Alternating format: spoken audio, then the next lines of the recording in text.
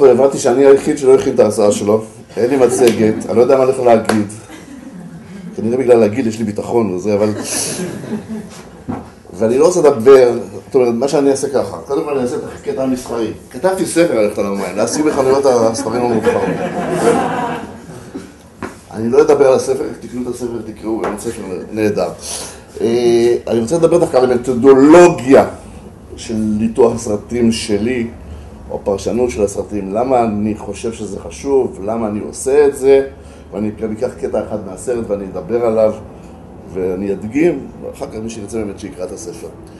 בעצם מה שאני עושה, חשבתי תוך כדי שאנשים דיברו פה, מה שאני עושה לאורך כל חיי, בכל מיני צורות, כולל מה שאמרת, זה לחקור את הסאבטקסט, לנסות להבין מה הסאבטקסט של הדברים. אני מאמין, גם מסיבות אישיות שתכף אני אסביר אותם, וגם בכלל, שהסאבטקסט חשוב מהטקסט. מה שאנשים אומרים, יכולים להגיד שהם בעד שלום ושהם פמיניסטים, השאלה מה הם עושים, מה הם באמת אומרים. ולכן, בעיניי, הסאבטקסט הוא יותר חשוב מהטקסט, ואת הסאבטקסט צריך להבין ולמצוא את הדרך איך לקרוא אותו. ורובנו לא קוראים בכלל את הסאבטקסט ומתעלמים ממנו, ובעיניי הוא יותר חשוב. קודם כל אני אגיד, מבחינה היסטורית שלי אישית, אני גדלתי בבית, אני לא אגיד מאיזה עדה הייתה אימא, אבל אימא שלי מעולם לא אמרה דבר שהיה פשוטו. פעם, מה שהיא אמרה, לא, זאת אומרת, תמיד הייתי צריך להבין, רגע, מה היא התכוונה? זאת אומרת, כל החיים שלי עסקתי כילד בסאבטקסט, והטקסט לא היה שום משמעות. אז מזה זה צמח, אבל אני חושב שזה נכון גם במציאות. סתם אני אגיד דוגמאות שעלו לי תוך כדי פדופיליה. לפי החוק זה אסור, כולם מדברים נגד זה, אבל בפרסומות בטלוויזיה מראים ילדות כאובייקטים מיניים. זאת אומרת, זה בסדר. וזה הסאבטקסט. הטקסט הוא כאילו זה אסור. הסאבטקסט זה הדבר הכי כיפי. וזה מלא ככה. ואם אנחנו לא יודעים לקרוא את זה, אז אנחנו נותנים למי שמפיץ את הדברים האלה להשתלט, אני אקרא לזה, על המרחב של השיח. דוגמה אחרת, גם כן במקרה כתבתי על זה סרט שנקרא חיים יפים של בניני. סרט שדווקא במדינת ישראל הצליח הכי מכל העולם, ולא היה עליו כמעט שום ביקורת, ואפילו אני שרציתי לכתוב איזה מאמר נגד, אמרו לי, לא, אז לכן התרגזתי וכתבתי ספר. ושבכלל לא היה התייחסות לסאבטקסט שלו, למשל, חלק זה מחוסר מידע, חלק מחוסר הבנה, למשל, זה שגיבור הסרט, ג'וזואה, זה לא יהושע, כפי שתרגמו את זה בעברית, אלא זה ישו. ואז כל הסרט מקבל משמעות אחרת. וכאן אני מתחבר לסרט הזה, שהוא גם הוא, ללכת על המים, שגם הוא יש לו איזה רמזים נוצריים, לא שמתם לב. ועכשיו אנחנו נראה את 3 דקות הראשונות של הסרט, ואז אני אתחיל לנתח אותו בשיטה המוזרה שלי, כדי לראות מה צריך לשאול, איפה הסאבטקסט, מה לחפש אותו, מה זה אומר לעומת הטקסט וכו'. איפה אני לוחץ, אמרנו? זה? כן.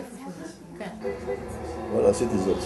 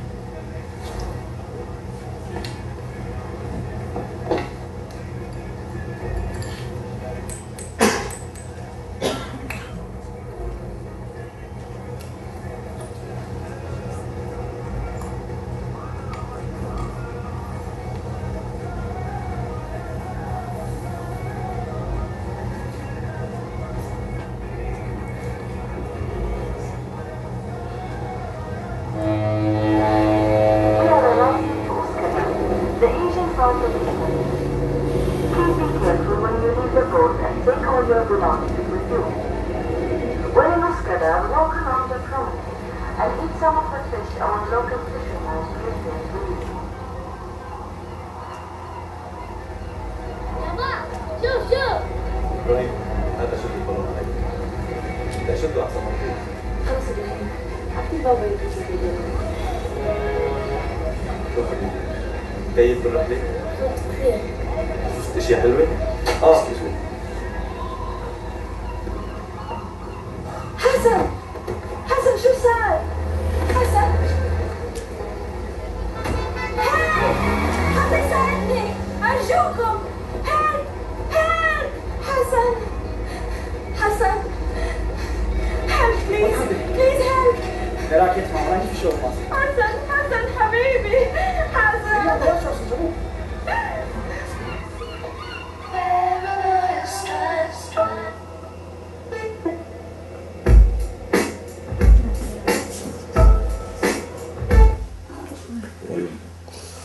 אוקיי. אני מדבר כמה פרטים, אוקיי, ראינו מה שדי מובן, סוכן מוסד כנראה, מיר אשכנזי בכל זאת, מכסה, הורג, מה שנראה כמחבל, אויב, איך שאתם רוצים לקרוא לו, ערבי בטורקיה. רצח זה התחלה טובה מאוד לסרט, אבל יש כמה פרטים ברצח הזה שאנחנו צריכים לשאול את עצמנו למה דווקא זה ככה. למשל, למה דווקא במזרק? ומה משמעות המזרק? ואני צריך פה להגיד ככה, זה קולנוע, זה לא המציאות. זאת אומרת, זה לא שזה באמת המוסד בחר במזרק כדי להרוג שזה אפשרי, והם עושים כל מיני דברים כאלה ואחרים. אלא מי שעשה את הסרט בחר במזרק. ואני אגיד פה עוד דבר אחד, כי הרבה פעמים שואלים אותי. זה יכול להיות שהוא בחר בזה באופן מודע או לא מודע. אני אגיד פה סוד, גם אנשים שלא מודעים לזה למה שהם עושים, יש להם לא מודע. הבחירה במזרק היא בחירה מעניינת. רוב כלי הנשק, או כמעט כל כלי הנשק, הם נקרא לזה extension, שלוחות, או דימויים של פלוס. אבל אני חושב שהמזרק, אולי הוא הפרני מכולם, בטח גם בצורה שלו, וגם באופן הפעולה, נקרא לזה המתיז לתוך הגוף שלו. אמרתי את זה בעדינות יחסית. וכאן זה כלי הנשק שנבחר. השימוש הכי מפורסם בקולנוע במזרק, אני מניח שכולכם מכירים את זה בתוך ספרות זולה של טרנטינו, ששם בעצם גבר מחיה אישה על ידי זה שהוא תוקע לה מזרק בלב. אבל אם רואים את הסרט, כפי שאימא שלי לימדה איתי להסתכל על הדברים, זה ספרות גדולה את הקטע הזה, אז ברור ששני בני הזוג הללו בסרט, שנורא רוצים לקיים ביניהם יחסי מין, לא יכולים מכל מיני סיבות, הסיבה העיקרית היא שהבעל זורק את הגברים כמה קומות מלמעלה, ובעצם האופן הזה של ההזרקה ללב, הוא תחליף ליחסי המין שלא יכולים לקיים, ואין לך, נקרא לזה, זיון אולטימטיבי מזה, לגבר לפחות, מאשר החדרת פלוס ישר לליבה של האישה. אז שם, בסרט, בספרות זולה, גבר מחדיר את פלוסו, נקרא לו, לליבה של האישה ומחיה אותה, ואילו כאן, כפי שראינו, גבר מחדיר את פלוסו לעכוזו של גבר אחר וממית אותו. ואז עולה השאלה, האם הסרט שמתחיל במוות שמדמה יחסים הומוסקסואליים ושתוצאתם היא מוות, רוצה להגיד על כך משהו. ואם כן, מה? אני לא אענה לתשובה, כי תקראו את הספר. הדבר הנוסף שיש כאן, והוא חשוב, הפרט החשוב, זה שהנרצח נמצא בחברת אשתו ובנו. זה לא היה חייב להיות ככה. זה לא באמת היה. זה מי שיצר את הסרט שם אותה בחברה הזאת. הוא יכול להיות עם דודה שלו רבקה, או פרידה. הוא יכול להיות עם חבר שלו, whatever. הם שמו אותו ככה, והסרט מדגיש את זה שהאיש הזה הוא אבא. גם במבטים בין הרוצח לבין הילד, ובעיקר באופן שבו הסיקוונס הזה מסתיים. איפה השעון? מה השעה? 30 שניות. 30 שניות? אז ואיפה מסתיים? הסיקוונס הזה מסתיים בקלוזאפ אל פניו של הילד הבוכה.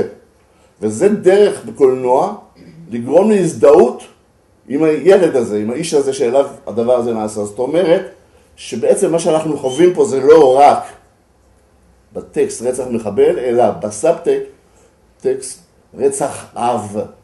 למה הסרט הזה מתחיל בשני הדברים הללו של הומוסקסואליות מביאה למוות